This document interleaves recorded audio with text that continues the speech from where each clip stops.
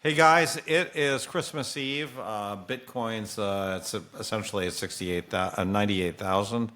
And this episode is going to be about the path to Bitcoin 1 million. I'm gonna show you how I think it actually is possible and actually probable that we'll get there. Before I do, as usual, I would like you to hit the subscribe button on YouTube. If you are looking at this on X, go find me on YouTube and hit subscribe. And while you're at it, hit subscribe on Twitter as well. I got a sort of Dollar Shave Club, $1 a month subscription service, and feeds my ego. So with that said, let's talk about, a lot of people now are throwing this number of 1 million by 2030 out. Some people have said by 2029. For example, Bitwise has said 1 million by 2029 is kind of their number. But let's sort of examine how we get there and what it looks like in terms of a path to get there. So I got a few things I want to show you. So first of all, let's just ask ourselves, is this going to break the power law? So this is an old spreadsheet I did. There's a lot of different ways of looking at the power law.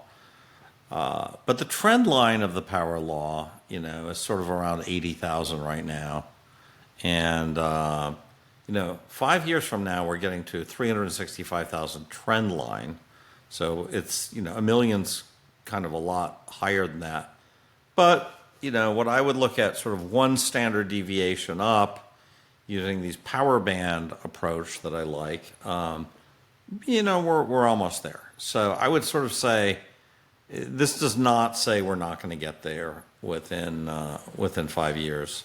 Within 10 years, I believe that we're absolutely going to get there within 10 years. We're going to get to 1 million. But so the first thing we have to go on is the power law. And the power law, I think, is okay, gives us the green light for talking about getting there. Now, let's just ask ourselves, how does this look in terms of these different sort of milestones, right? And before I do that, I want to look at this tweet that I did. And here's this tweet, and this is my sort of steps to Bitcoin 1 million. Well, obviously on January 20th, we're getting a new administration. I think we're going to get some form of Bitcoin strategic reserve. It may just be as simple as we designate the current Bitcoins that we own as a strategic reserve.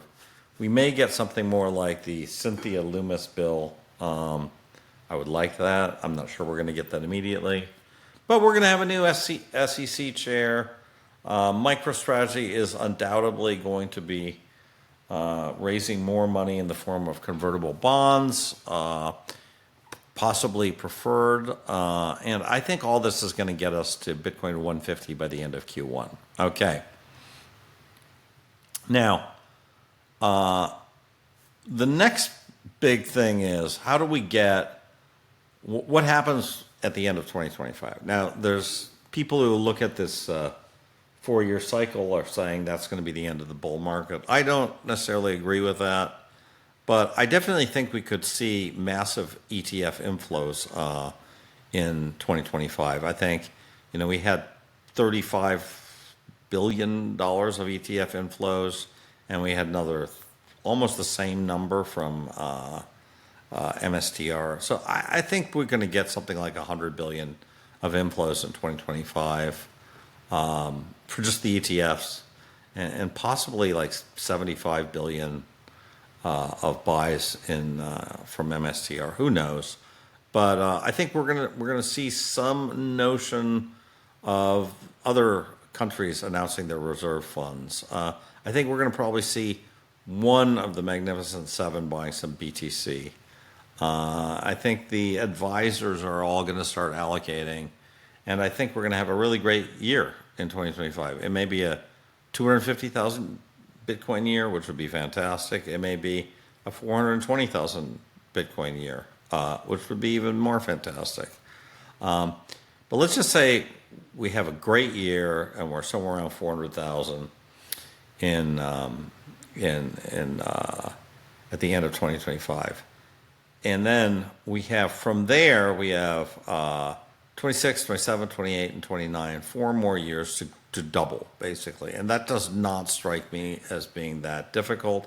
It doesn't mean that it's going to happen just straight up, but, a doubling from this rate, even with a bear market in between, doesn't strike me as beyond. It strikes me as kind of reasonable. Now, and I put here, along the way, we're going to, IBIT could cross SPY as the top ETF, and MSTR could hit $1 trillion market cap. Well, let's take a look at that. Let's take a look at the ETFs, 100 ETFs by assets. So right now, SPY has $630 billion of AUM, right? So they're adding massive amounts of AUM every year. Like, they're adding 100 billion a year of AUM. That just tells you how much money there is out there that's pouring into these ETFs. And, right here, we got IBIT here at 53 billion after only 1 year. I think, we go from 53 billion to 150 billion. We get to almost this level just on Bitcoin appreciation, and or maybe even up to this level, just in Bitcoin appreciation. Now you have a bunch of new inflows. You get up to here, maybe you get to the top. It's possible we get to the top in a year or two, okay? More likely by 5 years, I think we're at the top. $1 million Bitcoin will get you there. And so I think we're very likely to be at the top of the ETF league tables, if you will, by the end of by 2030 and 2029. So basically, I just want to emphasize that I think the next 5 to 6 years are going to be just absolutely, or 4 to 5 years are going to be absolutely amazing for Bitcoin. I do think we're going to get to $1 million Bitcoin. It may be a little slower. It may take 10 years, but it could happen in 5 years. It could even happen a little earlier. But I mean, you're looking at an asset that could go 10x from here. I think the risk that the asset ends 5 years from now down from where it is very low. And so I think you really just want to be buying Bitcoin, and not just a little bit. You want to be long a lot of Bitcoin. And you don't want to be playing around with it. You just want to be holding it and waiting for this scenario to take place. So I hope you like my video.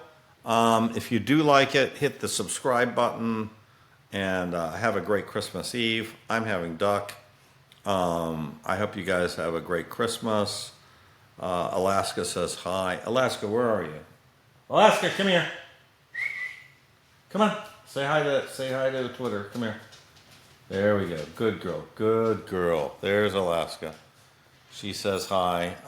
And we'll see you post-Christmas.